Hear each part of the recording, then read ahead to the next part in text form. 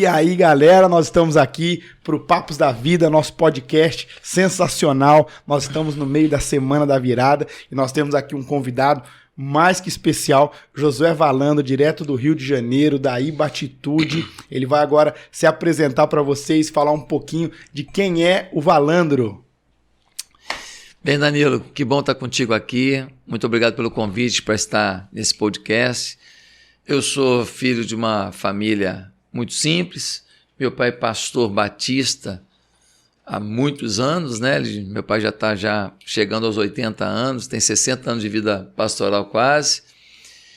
Eu fiz informática na PUC, depois eu fiz teologia no Seminário Teológico Batista do Sul do Brasil, aí deixei a minha carreira secular, trabalhei numa multinacional americana há muitos anos como consultor, depois fui para um banco de investimentos, mas quando acabei o seminário, eu recebi um convite para ser pastor em Ipatinga, Minas Gerais, deixei a carreira secular, fui para Ipatinga, lá pastorei por 5 anos e meio, tive uma experiência muito profunda com Deus, vim para o Rio de Janeiro para pastorear um grupo de 20 e poucas pessoas, estou no Rio de Janeiro há 18 anos, a Igreja Batista Atitude, ela tem a sede no Rio, mas tem outras unidades espalhadas pelo Brasil e fora do Brasil também. Uau.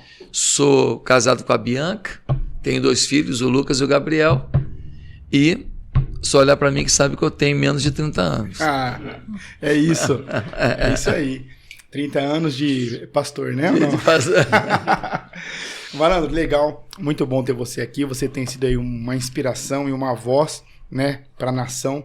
Aí, graças a Deus, aí nós conseguimos enxergar que o chamado que Deus tem para a sua vida já transcendeu a cidade do Rio de Janeiro há muito tempo, né? E nós sabemos que, obviamente, como na mesma proporção que cresce essa influência, essa autoridade, ela vem acompanhada de responsabilidade, de elogios e de críticas, né? Então, gostaria que você falasse um pouco sobre esses 3 pontos, né? E como você aprendeu a lidar com isso, como você consegue aí administrar isso e continuar focado na sua missão como pastor e líder aí da Ibatitude.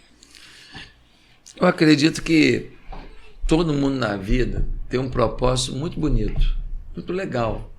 Eu não acho que Deus falou assim, esse aqui vai ser Zé Ruela, esse aqui vai ser Zé Ninguém, esse aqui vai ser o campeão mundial. Não, eu acho que dentro do plano de cada um, dentro da esfera de cada um, todo mundo faz alguma coisa que lhe dá uma satisfação, um sentimento de relevância. Então, as oportunidades, elas surgem para todas as pessoas. Alguém diz assim, mas e o menino pobre, tal, numa comunidade, que está na rua, foi abandonado pelo pai? Nós temos histórias de pessoas que passaram por isso, que deram a volta por cima. Sim. Então, existem possibilidades também para esses. Nós conhecemos pessoas que vieram da rua, começaram vendendo limão, compravam uma caixa de limão e botava numa sacolinha plástica, e daqui a pouco começou a vender maçã também, daqui a pouco foi no Ceasa, buscou caju e tal, e hoje o camarada é dono do mercado enorme, né? Nós temos essas histórias. Temos. Então, as oportunidades surgem. Então, eu entendo que quem não se desafia a fazer alguma coisa que lhe gere desconforto, lhe gere temor, lhe gere susto, nunca vai descobrir qual é a coisa extraordinária que deveria fazer na vida. A vida não é uma sequência de ações simples, fáceis de decidir e de executar. A vida é uma sucessão de oportunidades em que hora você vai na tranquilidade, mas volta e meia você dá um passo de desconforto, um passo de retirada da zona de conforto, um passo de fé. Então, essa é a questão das oportunidades. E eu aproveitei muitas oportunidades na minha vida. Eu tive oportunidades de aceitar desafios que pouca gente aceitaria. Você sai, por exemplo, de um bom emprego, num banco de investimentos, e você vai pastorear no interior de Minas Gerais, em Ipatinga, uma igreja que tinha menos de 200 membros na época, com uma situação econômica que era 1/3 do que eu ganhava antes. Então, Tinha desafio nisso.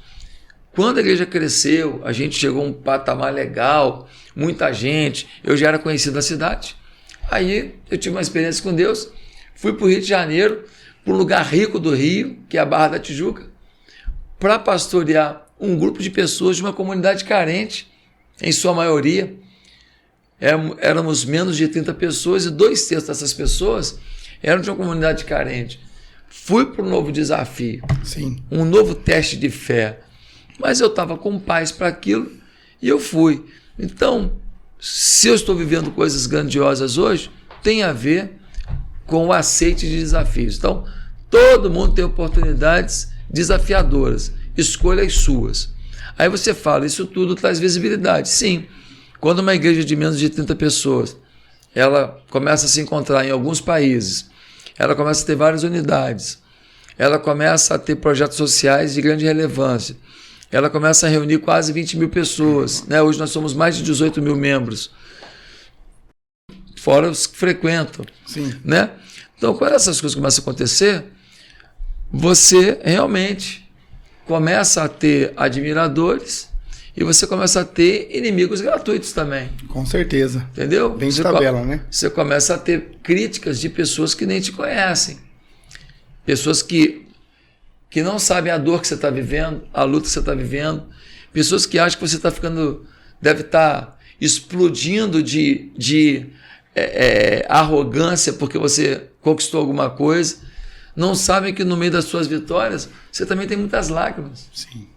Não sabe o domingo que você chegou na igreja, tinha 3.500 pessoas sentadas te esperando para um culto, mas que antes de você sair do seu carro para entrar na igreja ali, você escutou uma música e você chorou aos pés do Senhor. E depois você enxugou a lágrima e falou, Deus, seja comigo, tá? Porque o povo que chegou aqui não merece não receber o que o Senhor tem para dar, porque a minha dor os impediu.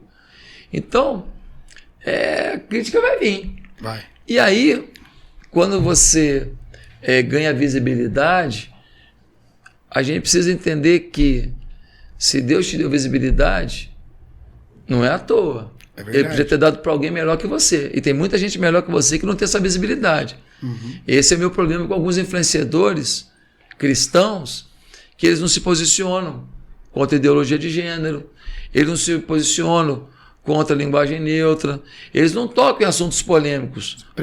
Preservam a reputação deles. Eles preservam, não sei se é a reputação ou se é as verbas deles. Bem tá pensado. Certo? Eu não sei, não sei qual é o lance. Sim. Porque Deus, eles são crentes. Sim. Eles são homens de Deus. E Deus os abençoou. E quando chega na hora deles aproveitarem essa visibilidade para falar da pureza do evangelho, para falar do respeito ao próximo, mas com posicionamento cristão, aí eles não tocam no assunto, não, porque não é a minha vibe. Ah, não é a tua vibe? Qual é a tua vibe? A vibe de todo cristão é defender a palavra de Deus. Sim. E se eu tenho microfone, se eu tenho visibilidade, eu tenho que usar isso a favor do reino. Sim. Porque o ímpio usa. Muito. O ímpio aproveita, o ímpio mete bronca. O ímpio está falando o tempo inteiro aí para as crianças, você não é menino, você não é menina, está falando para a juventude no meio de um carnaval. Aí beija todo mundo na boca, aí todo mundo se beija e tal. O ímpio está falando, ó, o que importa é o prazer. Pode ser casamento de 3 mulheres com um homem, 2 homens com uma mulher, vale tudo pelo prazer. O ímpio está dizendo o que ele pensa. Sim. Vamos legalizar droga, sai usando droga. O ímpio está falando. Aí o crente não fala, apoia o aborto, porque não é a vibe dele. O ímpio está falando, vamos matar as crianças minhas, vamos abortar. Vamos transar e depois vamos abortar. Ele está falando. Está falando. Tá certo? Verdade. Então, quando vem a visibilidade, vem a oportunidade de você mostrar ainda mais porque Deus te abençoou. E aí vai vir crítica, vai vir hater. Vai vir gente que te persegue gratuitamente na internet. Quando alguém levantar qualquer mentira ou suspeita sobre você, alguém já passa adiante. Por quê? Porque ele está doido para arrumar um defeito em você. Tudo que você tiver de vitória será explicada. Sim. Vou explicar. Não é porque lá tem uma pessoa assim. É porque um famoso ajudou assim. Tudo que você tiver de vitória, isso tem explicação. Tem. Nada é Deus na tua vida. Você tem um modelo, né? Nada é trabalho que você fez. Nada é esforço. Nada é joelho seu no chão. Tudo foi... também, tudo é também. Tudo é também. Entendeu? É verdade. E aí, o último ponto que você falou, né? As oportunidades. Visibilidade e as críticas. Visibilidade e as críticas. Eu aprendi que quem está fazendo uma grande obra não é que vai deixar barato tudo. Tem coisa que passa do limite. Mas você não pode descer do lugar que você está agindo para poder discutir. Por exemplo, rede social. Eu não discuto com quem... Eu posso deletar, eu posso deixar ou eu posso bloquear. Eu tenho 3 opções para alguém que escreveu alguma coisa. Se a pessoa me contrariou, eu deixo. Se a pessoa foi deselegante, desrespeitosa na minha rede social, aí eu vou escolher entre só deletar ou bloquear definitiva a pessoa. Sim. É um direito meu, porque a pessoa foi desrespeitosa comigo numa área onde eu me manifesto e vai lá para me ver quem quer. Com certeza. Ninguém é obrigado. Então, eu não vou para crítica. Sites esquerdistas já fizeram matéria mentirosa, sabe? Eles levantam cada história impressionante, como a mídia às vezes é mentirosa. Vida que segue, em algum momento, se você achar que é muito complicado aquilo, você vai para a justiça, busca seus direitos, mas ficar discutindo ali, perder a paz, perder o sono. Querido, falaram de Jesus muita coisa braba. É verdade. Né? Chamaram ele até de Beelzebu. Uhum. Sou eu que vou querer passar por esse mundo sem ninguém me acusar, sem ninguém mentir sobre mim? É muita petulância minha, né? Sim. O meu mestre passar por isso, eu que não sou nada, querer passar de bonitão para todo mundo. Faz parte. Faz parte, é isso aí. Muito legal, muito legal. E aí, como que foi a sua experiência quando o presidente Bolsonaro, né, foi eleito? Como foi a sua experiência em poder estar lá, fazer aquele momento de posse? Como que foi para você essa experiência? Você já tinha passado isso pela sua cabeça no início do seu ministério? Como que foi essa experiência para você? A primeira coisa que a gente precisa esclarecer é que o meu relacionamento com o presidente da República não foi um relacionamento de oportunismo, né? Sim. Porque tem muita gente que agora quer ser amigo do A, do B, do prefeito verdade. A, do governador C, do presidente D. A esposa do presidente era membro da igreja. E todo marido de uma membro da igreja, quando vai na igreja, a gente conversa. Sim. Dá atenção. E ela servia no Ministério de Libras, né? Servia no Ministério de Libras, servia muitas vezes no atendimento das pessoas carentes, no lixão, organizou festa para crianças pobres, nas nossas festas para levantar recursos para as obras sociais.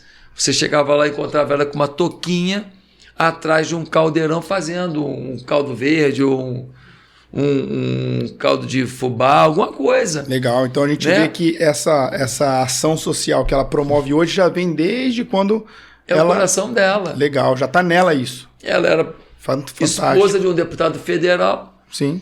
E você nunca via ela com as pessoas mais renomadas da igreja. Você nunca via ela com as pessoas mais famosas da igreja ou com as pessoas com o maior poder econômico da igreja. Sim. Você não via. Você via sempre perto das pessoas com necessidades econômicas, físicas e emocionais. É o coração dela. Que legal. Aquilo é muito honesto. Por isso que ela é a maior primeira-dama da história do Brasil. Não tem para ninguém. Verdade. Em 3 anos de trabalho, a ação voluntária engole todas as outras primeiras-damas tudo junto. É verdade. Não tem para ninguém, pô. Não tem para ninguém. Que legal. Entendeu? Eu estava num culto agora de Natal e aí uma criança muito pobrezinha, no final da programação de Natal, pediu para ler um texto para Michele. Aí ele começa a ler, e no final ele fala assim: porque você nos tirou do lixão para o palácio. Cara, todo mundo chorou. A Michele humaniza os ministros. Os ministros tomam tanta burdoada da imprensa, tanta mentira, tanta coisa, que essas coisas podem te embrutecer. Sim. E alguns são tão técnicos, um é dessa área, outro da área, tão técnico. Quando chega na hora da Michelle, a Michelle bota os caras para comprar do bolso deles as coisas para dar de presente para os outros. Chama eles para participar do encontro com as crianças pobres. Então ela traz muita humanização de pessoas fantástico, tão importantes que trabalham com coisas tão tensas.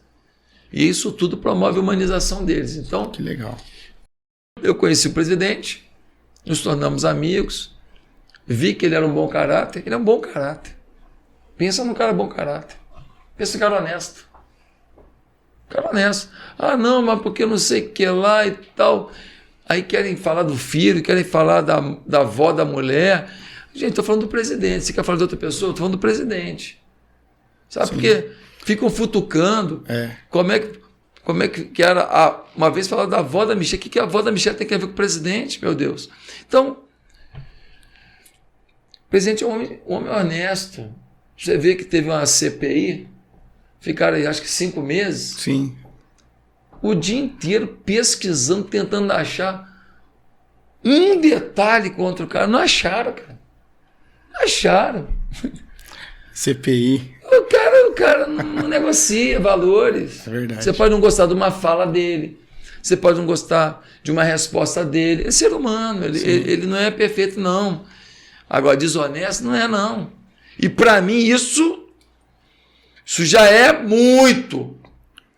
É verdade. Porque presidente honesto, eu já não sei o que é isso há muito tempo. Acho que nunca teve antes do governo militar que conheci. Conheci ninguém não. Honesto, presidente não conheci.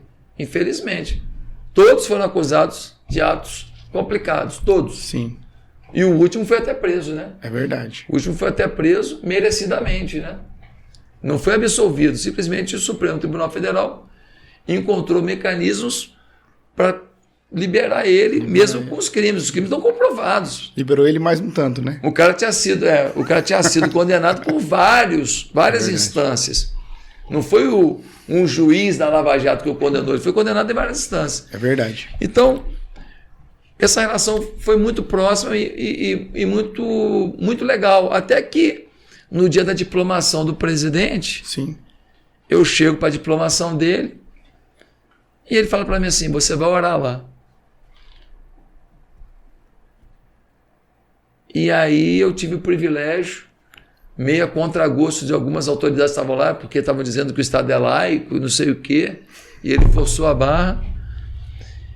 E quando o Estado é laico, por isso você podia orar. Pois o Estado é laico. O Estado não é inimigo da fé. É isso aí. Ele só respeita que cada um tem a sua fé. É isso. E aí, quando eu acabei de orar, dei uma palavra e orei. Teve um cerimonial. Acabou o cerimonial, teve lá um lanchinho, lá, um coquetelzinho. E aí um maître veio até mim e disse assim, não sei se era garçom ou se era maître, não lembro. Com lágrimas nos olhos, ele me disse assim: pastor, nunca chamaram Jesus aqui. Ó. Eu estava na sede do Tribunal Superior Eleitoral. E o homem com lágrimas nos olhos me disse: nunca chamaram Jesus aqui. Aquela frase eu não vou esquecer nunca. Então, pela primeira vez na diplomação de um presidente da República, que eu saiba, pelo menos na Nova República eu tenho certeza, se chamou Jesus para participar. E é por isso que, lutando contra tudo e contra todos, numa pandemia de alcance mundial, ele continua entregando obras como a transposição do Rio São Francisco. Ele continua pavimentando estradas que estão fazendo o custo do alimento ser mais barato para quem mora nas pontas do Brasil. Sim. Nos interiores do Brasil. E eu sou testemunha disso, hein? Já fui para o interior de Pernambuco, de Alagoas lá, 2016, 17, só pela misericórdia. E pude ir agora e chegar com estrada até o destino final. É outra realidade. Outra realidade. A linha férrea, a transnordestina, a pleno vapor. É muita obra. É muita obra. É uma coisa impressionante. Eles estão entregando obra todo mês. São pontes que estão sendo feitas que pessoas que trabalhavam muito ainda tinham que pagar para balsas, para levar para lá e para cá o seu material de comércio, Sim. tudo. A população para lá e para cá em balsa, um custo absurdo que se tinha para escoar a produção, e agora tudo conectado. Então, assim, eu não tenho dúvida. Não tenho dúvida, por exemplo, na área de doenças, sabe, essas doenças degenerativas que a pele vai se dissolvendo, algumas síndromes, o que foi feito de lei, que foi aprovado de projeto pelo governo para atender essas pessoas, o autismo, Sim. o que teve é mais do que em toda a Nova República junto. É muita lei. Que a Michele foi uma grande influenciadora, mas é claro, quem tem a caneta é o presidente e o mérito é dele de ter feito isso. Com certeza. Então, acho que Deus está abençoando muito a nação, apesar de tudo que a gente está vivendo. Sim. É uma pandemia mundial. Escala mundial, Fruto, não certeza. da minha oração, porque tinha muita gente orando, mas também por Jesus ter sido lembrado na diplomação do presidente. Que legal, que experiência, né? Que fantástico, né? A gente consegue ver aí que, com toda certeza, isso não é à toa, não foi coincidência, né? Verdade. Tem propósito. Isso é fantástico. E nós acreditamos que eu acredito no Brasil, né? Eu, desde 2015, aí, quando eu comecei a trabalhar com jovens, eu sempre falava para as pessoas assim: olha, cara, se você tem um chamado muito específico de Deus para sair do país, amém.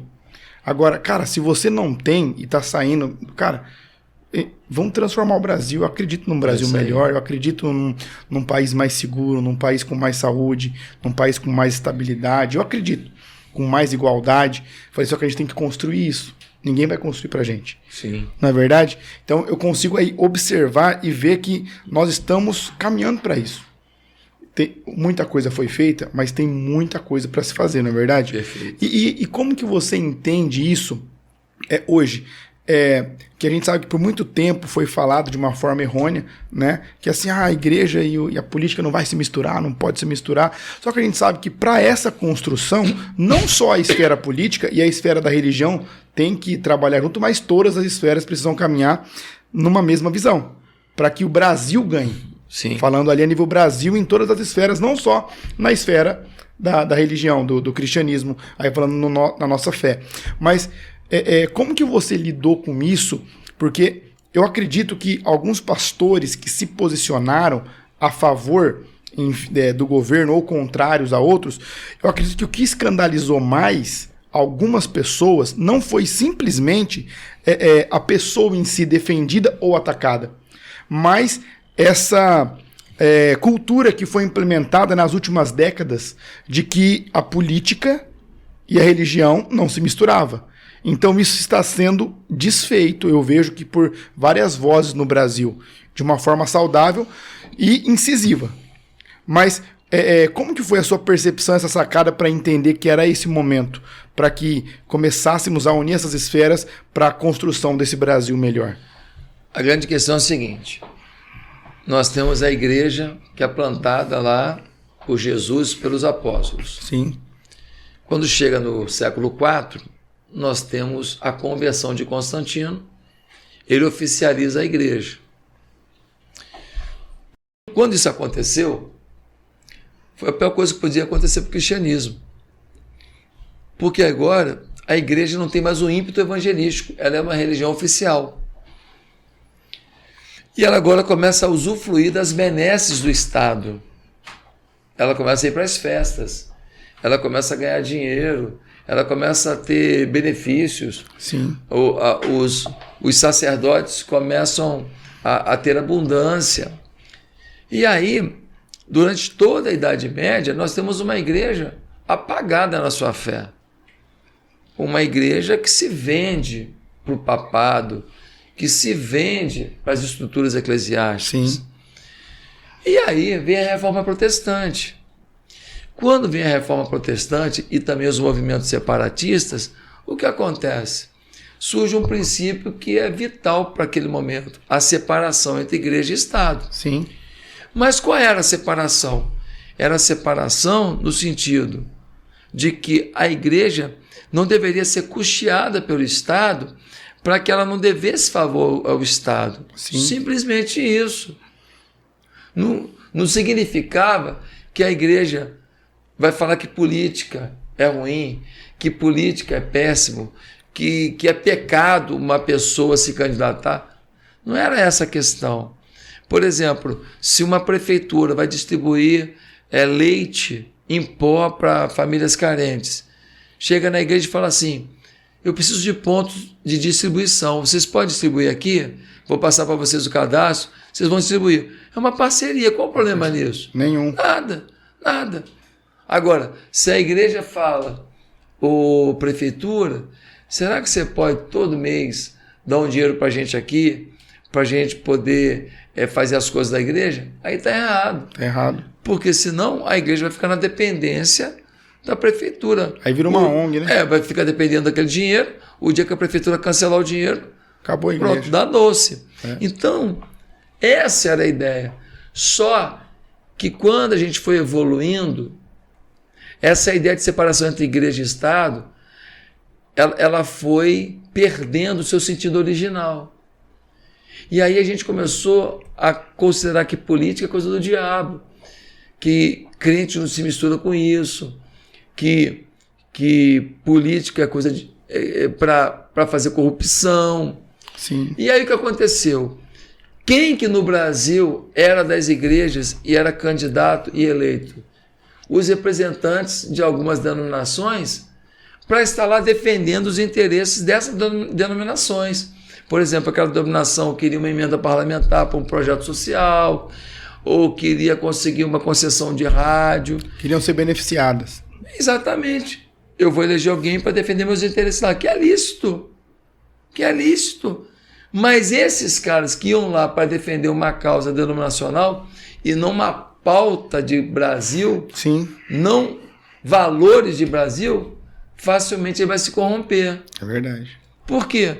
Porque a motivação dele não é a melhor. Ele está indo para defender uma causa muito pessoal.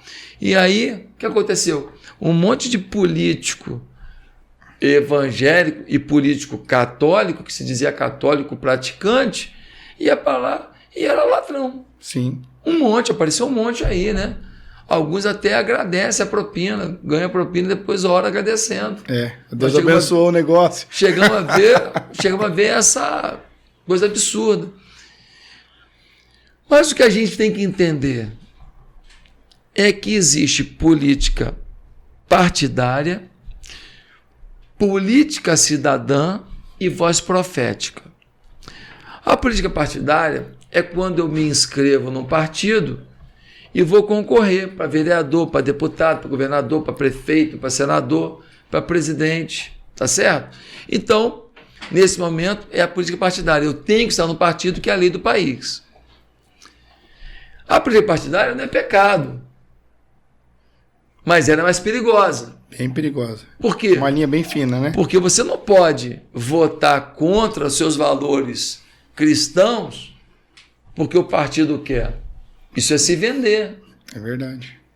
Mas o partido vai me perseguir, eu posso até perder meu mandato. Entre Cristo e o seu mandato, o que você vai ficar? Você tem que saber o que se posicionar. Política partidária, que não é pecado, mas é mais complexa. Sim. Uma segunda coisa é a política cidadã. O que é política cidadã?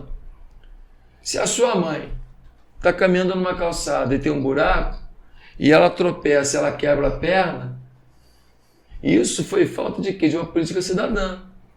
Isso foi falta de uma discussão dos interesses da sociedade. Sim. E um deles é andar numa calçada pavimentada.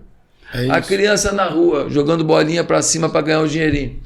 Isso é política cidadã. Tem que ter um projeto para acabar com isso. Uma pessoa pobre que está sem emprego e está precisando de remédio para um filho. Uma criancinha de 1 ano e meio. Sim. Qual o nome disso aqui? O nome disso é política cidadã. A igreja tem que fazer política cidadã. E muita. Porque a política cidadã é a justiça. É. Agora tem o terceiro ponto. Qual é o terceiro ponto? É a voz profética. No Velho Testamento, o profeta entrava no palácio, botava o dedo na cara do rei e falava: você está errado, hein? Sim. Você está explorando o povo. Você está mentindo. Você está tirando dos pobres para dar para os ricos. No Novo Testamento, a gente vê uma situação incrível quando João Batista ele denuncia até o pecado pessoal de um rei. Ele vira para Herodes e fala: cara, você roubou a mulher do teu irmão. Olha isso, denuncia até o pecado pessoal, não era nem um pecado de governo. De governo, particular do cara. Particular, ele fala assim, é mau exemplo. Ele está preocupado com o exemplo que um soberano está dando para o seu povo. E aí a gente chega nos nossos dias e a gente fala muito do profético. O profético. Fiquei no profético, a igreja é profética, tá legal. O que é profecia? Acho que é um desconhecimento teológico muito grande do que é profecia. Se alguém acha que o profético é falar em língua meia hora e falar sobre o futuro dos outros depois, não sabe o que é profético. As pessoas misturam, às vezes, a palavra de conhecimento com a profecia, né? Perfeito. 1 Coríntios 14, versículo 3. Porque o que profetiza fala para consolo, exortação e edificação. Quando uma palavra que eu libero, ela é exortação na tua vida, ela é uma exortação profética na tua vida. Quando uma palavra que eu libero é um consolo na tua vida, é um consolo profético. Quando uma palavra é uma edificação na tua vida, é uma edificação profética. Ou seja, exortar, faz isso não. Consolar, não fica assim não. Edificar, continue. Quando isso entra no teu coração e move a tua vida, isso é o quê? É uma ação profética. Sim. Porque eu fui voz de Deus para consolar, edificar e exortar. Pode ser uma voz futura? Uma palavra futura? Pode. Mas não necessariamente. Não necessariamente. Não necessariamente. Sim. Então, a voz profética é quando você é a voz de Deus para o tempo que você vive. E aí eu pergunto, cadê os profetas? Cadê os profetas? Cadê os caras que vão falar sem medo no culto, nas mensagens, o que nós, como servos do Senhor, não concordamos que façam com as nossas crianças? Cadê a nossa voz profética de falar sem medo o que é família para a gente? É forte, hein? De falar sem medo contra a corrupção. De falar sem medo que quem vota num político comprovadamente corrupto não pode ser cristão. Porque o cristão não se vende, pô. Ou a pessoa é muito ignorante, ou a pessoa tem algum interesse pessoal, ou então realmente ela não é cristã e aí ela vota igual todo mundo. Porque não podemos votar numa pessoa corrupta. O corrupto ele faz uma criança morrer de fome. Sim. O corrupto ele está tirando uma merenda de alguém. Mantém o hospital fechado para prejudicar as pessoas. Um corrupto está tirando um respirador. Você viu o que aconteceu no consórcio Nordeste? Que a CPI não julgou? Não jogou. Os caras... No próprio Amazonas. Os caras gastaram milhões e milhões e milhões e não cuidaram de ninguém. Roubaram o dinheiro todo. É isso. Teve gente que comprou respirador, máscara, não sei o que lá, em casa de vinho, em casa de cannabis. Coisas provenientes da maconha. É uma piada. Então, gente, voz profética é a gente ser a voz de Deus para esse tempo. Então, quando a igreja diz, não me envolvo com política, o que ela está dizendo? Não vou me envolver com política partidária? Poderia. Não como igreja, mas como pessoa. Não se envolver com política cidadã é fugir da justiça. Fugir. Não ser voz profética é rasgar a Bíblia. Então a igreja precisa ser voz profética, denunciar os abusos, denunciar o pecado, Sim. afrontar aqueles que afrontam o bem para a sociedade. E falar um pouquinho do Valandro agora, pessoa flamenguista, tá triste, Muito. né? Como é que foi essa experiência aí, ver o Deivinho, menino maluquinho aí, acabar com o sonho de vocês aí da Libertadores? Olha só, o futebol é encantador por causa disso, né? Porque o Flamengo tem muito mais time que o Palmeiras, Mais dinheiro? mas muito mais dinheiro. Quem ganhou foi o Palmeiras, e merecidamente. Mas o menino do Flamengo lá errou e o Davidson aproveitou a oportunidade. Futebol tem disso, Uma hora você que acerta e uma hora você faz a vitória porque alguém errou. Ganha quem erra menos, não é verdade ou não? Futebol. Então isso é um encantamento. Porque no vôlei, se uma equipe é muito melhor, dificilmente ela vai perder. Perde um set, mas não perde o jogo. No segundo set recupera. Agora no futebol não. O fraco, um belo dia, faz um gol na sorte. Vira famoso ainda, hein? E o gol que o Palmeiras fez início do jogo deu uma tranquilidade que o Palmeiras não teria para a partida, né? Então é encantador. Agora é mérito do Palmeiras.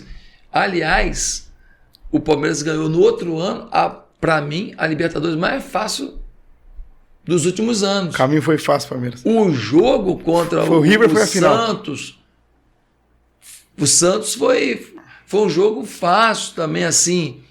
O jogo foi feio. Então o Palmeiras aproveitou a oportunidade. Eu acho que o mérito da equipe do Palmeiras é que foi uma equipe focada e aproveitou a oportunidade, porque não olhou assim, o outro time é melhor que eu, vou jogar do meu jeito.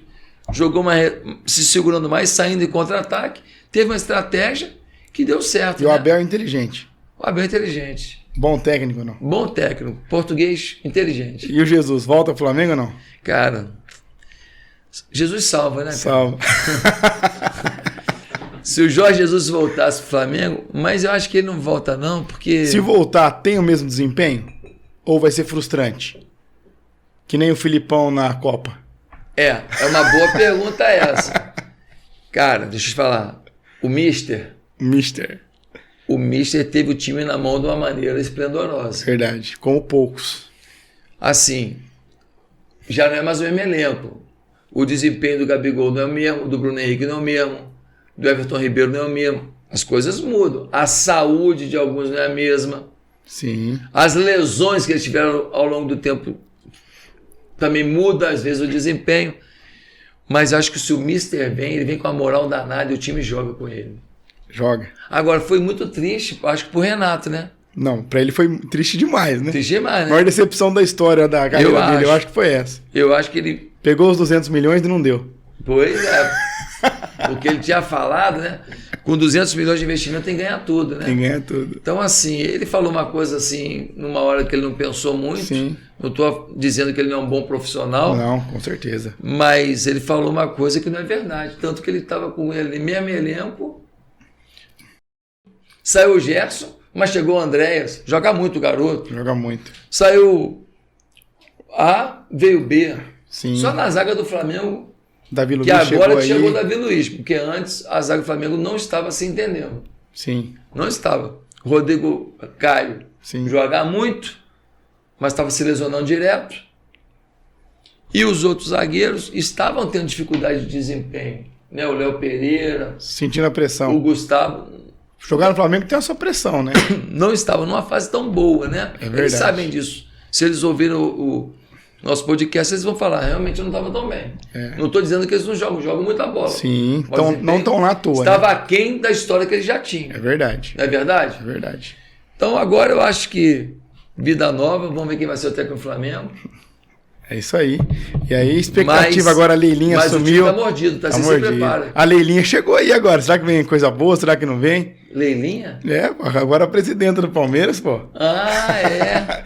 Falar nisso, vocês perderam o Felipe Melo, né? Perdemos. Flu pro seu concorrente, seu rival. É, o Fluminense. Deixa eu te falar. O Bigode vai pra lá também? Deixa eu te falar, o Será Pitbull. Pitbull joga pra caramba. Joga. Irmão, deixa eu te falar. Joga muito, Felipe Melo. Eu gosto. Alguns vão falar assim, não, mas ele é meio doidão mesmo. Fala o que quiser. O cara tem personalidade. Tem uma precisão de passe, tem uma marcação. Sabe quem pediu? Me falaram que quem pediu a contratação dele foi o Fred.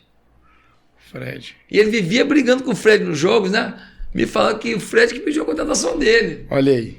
Entendeu? E agora o Flu tá montando um time legal. Tá montando. Será que vai brigar com vocês lá ou não?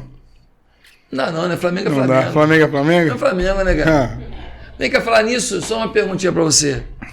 O Palmeiras já foi pra segunda divisão alguma vez? 2. Ah, tá. O Flamengo nunca foi, não. Mas os caras deram um jeitinho, Não, eu né? tava esperando o final do... Mas dava um jeitinho, não? Deram um Tava jeitinho, esperando não? o final da conversa? Porque assim, né? Mas e o pacote da Tia Leila agora? Será que vai ser bom ou não? O quê? O pacote de reforço, será que vai ser bom ou não? Qual o pacote? Que ela vai trazer agora. A Leilinha? É. Porque às vezes muita estrela no mesmo time estraga, né? Na verdade. Vocês já passaram com isso, na verdade?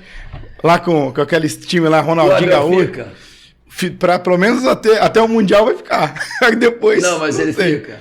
Até o Mundial fica. Se o Abel ficar, quem chegar, chega sem a moral que o Abel já tem. Ele tá com 2 Libertadores nas costas. Não é pra qualquer um, né? Não, no Brasil não tem. Então, seguida tem ou não? A estrela vai chegar com um moral menor do que o Abel. Agora, se o Abel sai, eu acho que aí a crise das vaidades aflora mais. Vai aparecer. Porque aí o cara chega, quer ser titular, o outro que ganhou uma Libertadores, fala, pô, ganhei uma Libertadores, vou pro banco, aí é mais complicado. É isso aí. É isso aí, Balandro. Muito legal estar com você. Muito legal aí aprender com você, rever você aí. Tenho certeza aí que 2022 promete. Amém. Isso aí. Deixa um recado aí pra galera assistir o Papos da Vida. Aí dá um toque pra galera aí, nosso podcast. Posso falar com essa câmera aqui? Pode. Segunda edição, Balandro. Segunda edição, pô. Ó, queria falar uma coisa pra vocês. Deus está levantando uma geração que não tem medo de falar dos seus princípios e seus valores. Essas palhaçadazinhas de ficar chamando de conservador, de negacionista, de nazista, essas palhaçadazinhas sem sentido, falada por gente que não estuda, não sabe nem o que está falando, não está colando mais não para muita gente. Tem uma geração que decidiu se posicionar. Falar, ó, nisso eu acredito e nisso eu não acredito. Então a minha oração para a igreja aqui de Bauru, que está fazendo um trabalho extraordinário, parabéns para você. Obrigado. Toda a sua equipe aqui. Obrigado. Minha palavra para vocês é continuem. Continuem e não tenham medo de se posicionar. E a minha palavra para você que está me ouvindo é, não deixe de se posicionar. Se os maus se posicionarem e os bons se calarem, nós vamos perder a pátria. Ah, a gente nunca vai ser uma Venezuela. Não duvide. Não duvide. Nós ainda podemos virar essa história.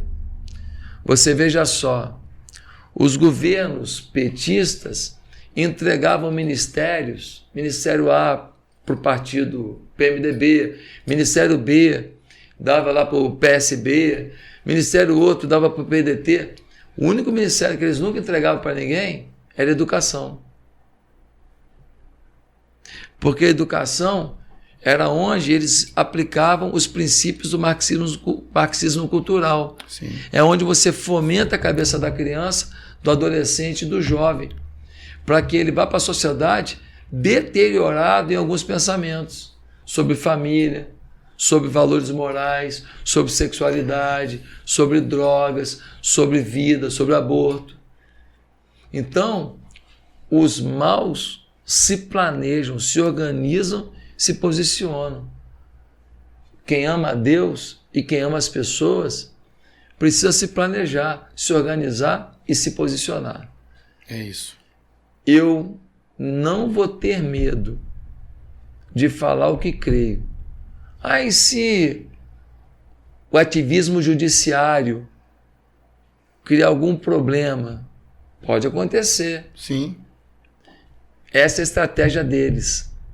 Usar o Ministério Público e o ativismo judiciário para ameaçar o direito de opinião que a Constituição nos garante. Com todo respeito ao Ministério Público e ao Judiciário. É um monte de coisas que acontecem, de ações que acontecem para tirar das pessoas a liberdade de opinião. Aconteceu agora com o pastor na Bahia, que ele fez um comentário sobre marcas de empresas que estavam desrespeitando a família a troco de uma propaganda do movimento LGBT, mas que não era pedindo respeito para o movimento, era desrespeitando quem não é do movimento. E esse pastor foi chamado pelo Ministério Público, teve que fazer um acordo, porque ele ficou com medo.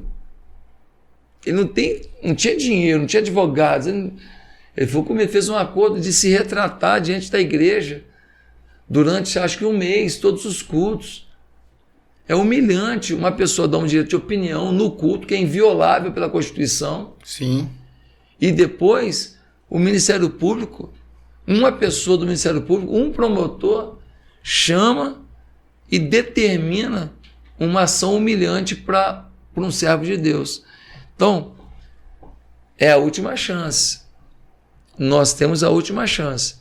Ou a gente se posiciona nesse momento, ou então fica tranquilo. Você vai ter a nação que você merece. Pensa nisso. É isso aí. Galera, um grande abraço para vocês. Até o nosso próximo episódio. E Deus abençoe vocês. Um abraço. Falou, Valandro. Valeu. Valeu. Obrigado, Danilão. Te amo, meu irmão. Tamo junto. Valeu.